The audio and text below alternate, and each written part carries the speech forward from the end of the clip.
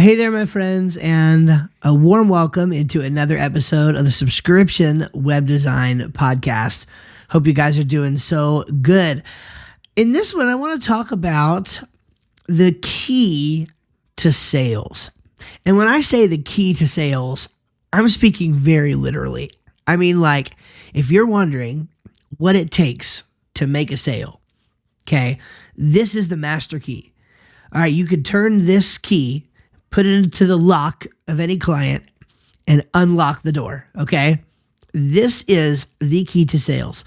And what I mean by this is that it's so powerful that it is the only result that actually is a guaranteed sale.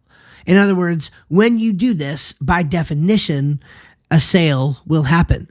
So would you like to know what that is? Well, I am going to tell you on this week's episode and how you can create that. Now, let me give you a caveat here, because it's not like if you think you do this, then it works, okay? You will know whether or not it worked by if you made the sale, okay? So let me begin by telling you a little story. I used to work at Best Buy. And I did that for about 2 years. It felt like a lifetime. I had fun, by the way. No problems there. I loved all my coworkers. It was a great experience, but I had the opportunity to leave there and go play music full time. And actually, one of my managers at the time there also had dreams of a music career, and he encouraged me. He said, "Man, you go for it. You do it." And I did. And I'm glad that I did. It has led to so many opportunities. So I'm glad for my time there. And one of the things that you got to know about a place like Best Buy is the way that they make their money is not always how you might think. For example, one of the managers when I worked at Best Buy clued me in that computers were not very profitable. They had to sell computers in order to have the market share in the computer industry because they're a technology store. You have to sell computers there. But the computers themselves were not very profitable. As a matter of fact, some models we even lost money on. And you say, well, how can you do that? Well, there's a concept in business called a loss leader. And so there are some products that if you do this very, very carefully, you can put products out into the market as a loss because the sale of those products will lead to subsequent sales that then more than make up for that loss and make the company turn a profit. And so that's exactly how it was at Best Buy with these computers. With computers, we were tasked with selling a certain amount of accessories and services. So computer accessories like HDMI cables and screen cleaner and displays and power banks and things of that nature, bags, laptop bags, every laptop's got to leave with a bag and a mouse. There's certain things that you need, right, to upsell in that process to help make the sale profitable. And of course, the insurance, the Best Buy at the time, it was called Geek Squad Black Tie Protection. So we sold the protection plans. We sold Geek Squad services. We sold a setup service. I mean, somebody could legitimately walk in looking for a $200 or $300 computer and leave having spent $1,200. I mean, that was the goal. And obviously, if you lose a couple dollars on the computer, but you make so much more on services and accessories, which have a much better profit margin, then you're good to go. Here's the problem with that. And I'm not saying it doesn't work. It clearly does, or else Best Buy wouldn't be in business. But here's the thing. The incentives in that case are not aligned, at least at the beginning. Okay? And if a customer comes in looking for a computer, that's their incentive. They want a computer. At least they think, and this is very important, they think that's the incentive. They think that they want a computer. Now, a salesperson has a different incentive. A salesperson's incentive is to sell as much as possible, right? Like, yeah, we could talk about like providing solutions for our customers, but come on, you're in sales. You want to make as much profit as possible. It's a business. That's okay. It's not immoral as a business to want to be as profitable as possible in every sale and make the highest sale that you possibly can. Yes, we want to make sure that we get the right things for our customers, but at the end of the day, we want to make more money. So fundamentally, there's a misalignment. The customer wants to spend the least amount of money possible, and this is not immoral either. This is a leverage thing. This is how customers should think and how businesses should think. The customer wants to spend the least amount of money possible to get the best result possible, right? That's bang for your buck. The business wants to give the best result possible and wants to be paid as much as they absolutely can be for it. That is also not immoral. It's perfectly fine. Okay. But it's a misalignment of incentives. So the problem is a customer comes in, they don't want to buy insurance. They don't want to buy cables. They don't want to buy a laptop bag. But they want a computer. And a lot of times computers break. Computers need to be connected to things, so they need cables. And computers also need to be carried safely without dropping them. And so therefore, you need a laptop bag.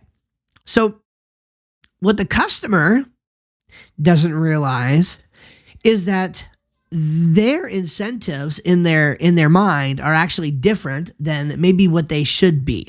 Okay. The customer isn't thinking about, oh, I want to protect my investment. I need to hook my investment up to other things. I want to be able to use my investment right when I get home without having to spend extra time setting it up. I don't even know how to set it all up, and it's going to come shipped with junk software on it. They don't know any of this. So as the salesperson, what's your job is to align the client's incentives with yours. And that is the key to sales. Aligned incentives. How do I know this is true? Because, watch this, okay? If the salesperson's job, that was their incentive, was just to sell the computer, and the customer's job was to walk in and buy the computer that they've been eyeing, they've been looking at online. They want to walk in and buy the computer, and the salesperson wants to sell them that computer. It's a perfectly aligned incentive. That sale is going to happen every single time. But the customer is going to, or the company, is going to lose money because that product's a loss leader, right? In this example, the customer is going to lose money on the computer, and the customer or the company is going to lose money on the computer, and the customer is going to walk out with what they thought they wanted because they were never told anything different. Everybody had aligned incentives, so the sale happened. But now the customer gets home, and the customer's like, dang it, I forgot to get a laptop bag. I wonder why that guy didn't ask me about that. I totally forgot while I was in there. I was so excited about the computer, right?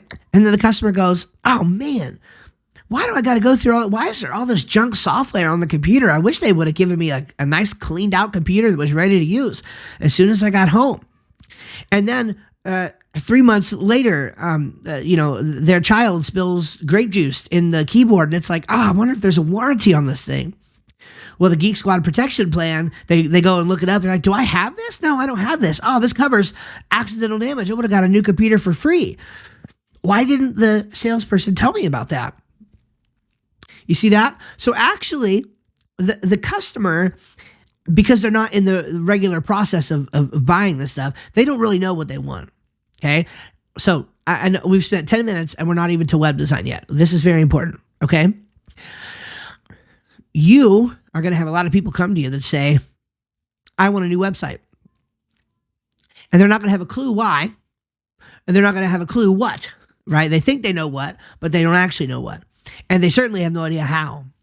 And so when you figure out the way to get a customer to actually see things the way that you see them, that's when you can actually have that incentive alignment, and that's when you make a sale. So let me just say this very clearly. At the end of the day, you'll make a sale when your incentives as the business are aligned with your customers' incentives.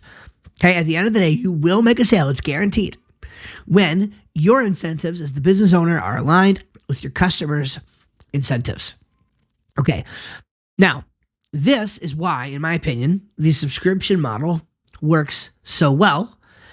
But again, it might not be something that your customers understand, and so they're going to need a value shift, right? So remember, in the case of our computer buying customer, they thought they wanted a computer.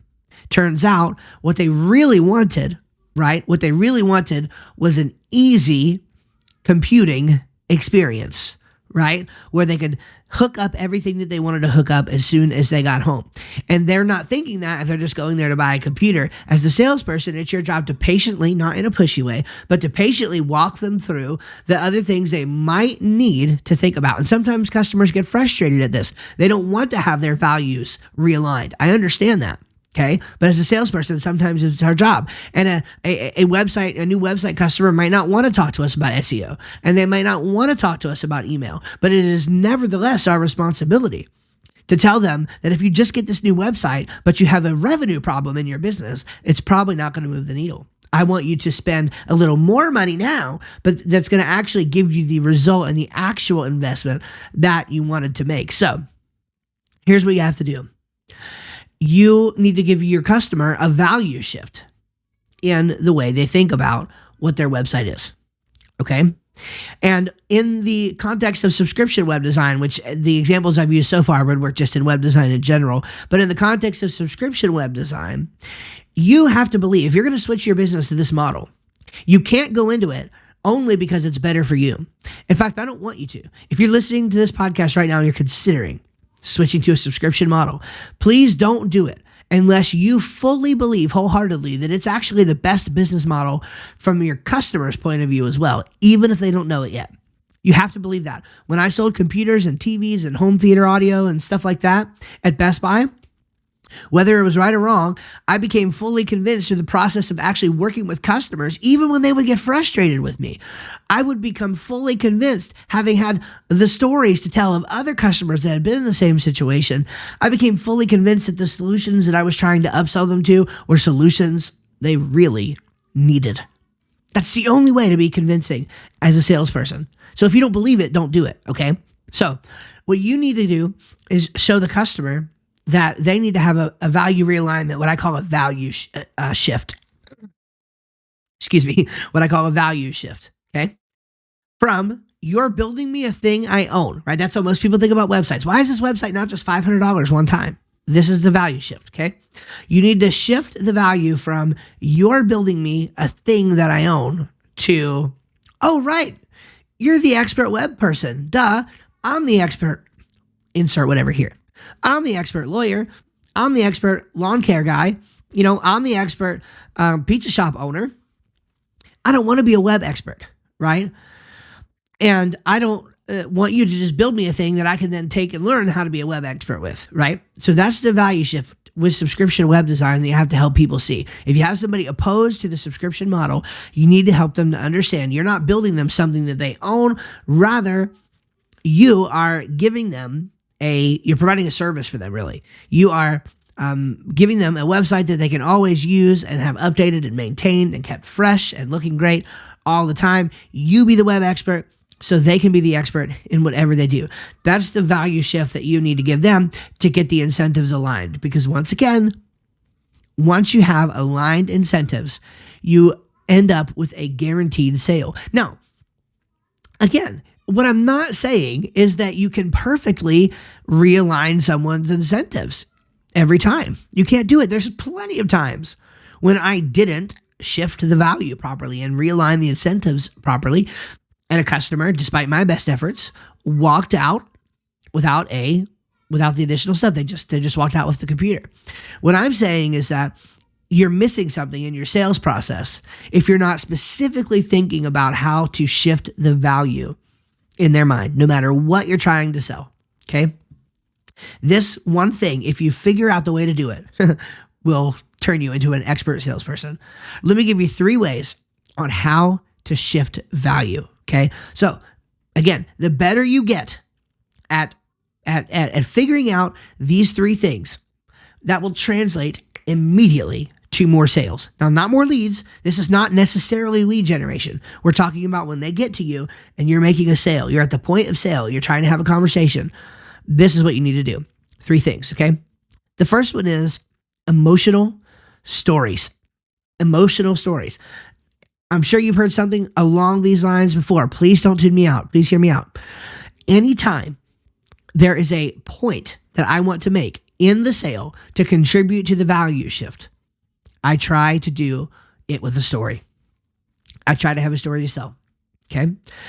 I remember one time I had a customer who had bought a TV from me 20 or so days, or you know what? I'll tell you what I think it was. I think it was a customer. No, I got it now. I'm sorry. Here's what happened. Another salesperson sold a customer a TV, didn't mention a protection plan or anything.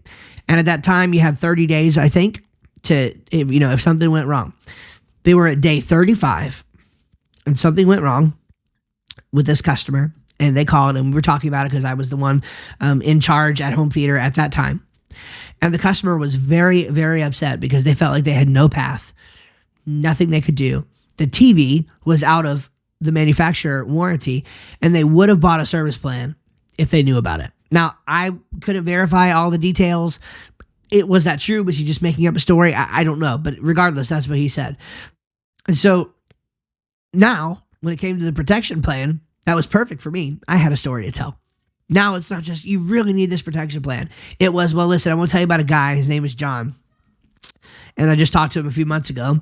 And he had bought a TV. And on day 35, he had a problem with the TV. Now, look, it's modern technology. Yeah, ideally, these things don't break on day 35, but sometimes it happens. And in case it does, we have this extra protection plan here for $159 that you can add to this TV right now. And if you have any problem with it over the next 3 years, you could go ahead and give us a call and we could get you taken care of, right? So I had a story to tell. It doesn't have to be a long story. It doesn't have to be overly involved. You don't have to get into all the details.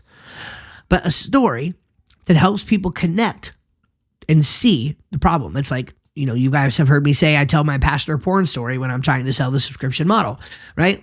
Where it's like, yep, we used to just hand over the keys to a website. Problem is, we used to do that. And when we did that, we would hand over the keys. And then we had this one scenario where a pastor, we built a website for their church and Google blacklisted it and it started redirecting to a porn site. And it was very embarrassing for the church and for us. And we said, never again, and completely changed our business model, right? That's the story. So I always use a story to make the point anytime I can. It's a great way to shift value and help the customer understand that they might need the TV to be calibrated. They might need a surge protector, right? They might need extra cables or a fantastic monitor to go along with their computer, right? So, or they might need to have a subscription model instead of a design it once and build it model, right? So that's one example, is these emotional stories. The second example is logical arguments. Now, the reason why emotional stories came first is most people make decisions based on emotion. Okay. The second most decisions are made with logical arguments. Okay. Logical arguments. Some people are emotional in some ways, but then they do go the extra mile to logically evaluate things. Okay. Now, most people's logic is a reinforcement for their emotions, right? They'll make an emotional decision quickly, and then subconsciously, they're not doing this on purpose, but subconsciously, they are running to logically justify the emotional decision that they've made in their mind. But some people think in terms of mostly logically and leave the emotions behind. It's not a man-woman thing. It's an everybody thing. There's just some people who are wired differently. And so you need to have logical arguments for why you would choose to go a certain route versus another route. So again, when it comes to subscription web design versus just regular web design, you're just making the logical point. For example, that, well, you are probably pretty busy running your pizza shop, right? So why would you spend any time updating your website when you could just pay us to do that for you, right? You make money doing the thing that you do. You give just a little bit of that money to us, and we manage the website for you. And it's perfectly fine, right? And it doesn't take much. Like I said, just one or two little logical arguments that help the customer understand how they're going to save time or money or gain status, which are like the main, three main things that push people in the direction, to buy something, solving their problem, basically. Just one or two little things that you could point at. And ideally, it'll be things that they've already given to you.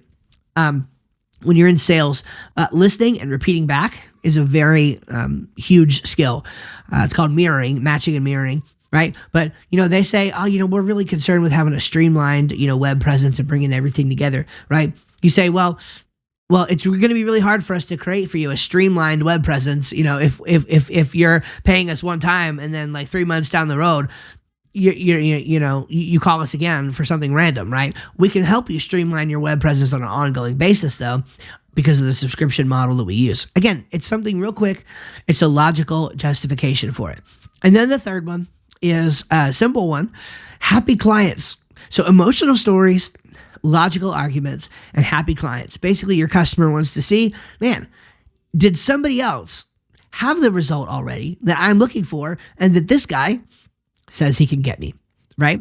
And that goes such a long way at building up that trust meter. And especially if you can use the happy client story as not just a testimonial, but also a case study to back up either your emotional stories, your logical arguments, or both. So it's like, well, I'm concerned about this. And then you point to, well, Susie, my client, who we just launched her website a couple months ago, she actually had the exact same problem. And let me tell you how we solved it. Boom, done. That's all you need. Again, don't go too far into it. Don't do too much talking. You want emotional stories, logical arguments, and happy clients that can undergird both of those and help you make those points. As long as you're doing that point by point in the sales process, then you are constantly shifting the value. Now, will they ultimately get it? Some do, some don't. You don't make every sale. But here's the reality. When you do get better at these three things, emotional stories, logical arguments, happy clients, to undergird those, then you get better at shifting the value. When you get better at shifting the value, the incentives align. And when you have aligned incentives, you turn the key, the lock clicks, and you make the sale every single time. Again, let me just say, there's nothing more guaranteed than that. Aligned incentives in a sales context equals a sale. The only job you have is making sure the incentives align. I hope this was helpful for you. A little bit different way of thinking about things, but I'm telling you, you can take this and run with it today in your business and start making more money. All right. God bless. Thanks for listening. It's been a little bit longer one. Sorry about that. Hope it was valuable, though, and worth every second of your time. You guys take care, and we'll catch you on the next episode.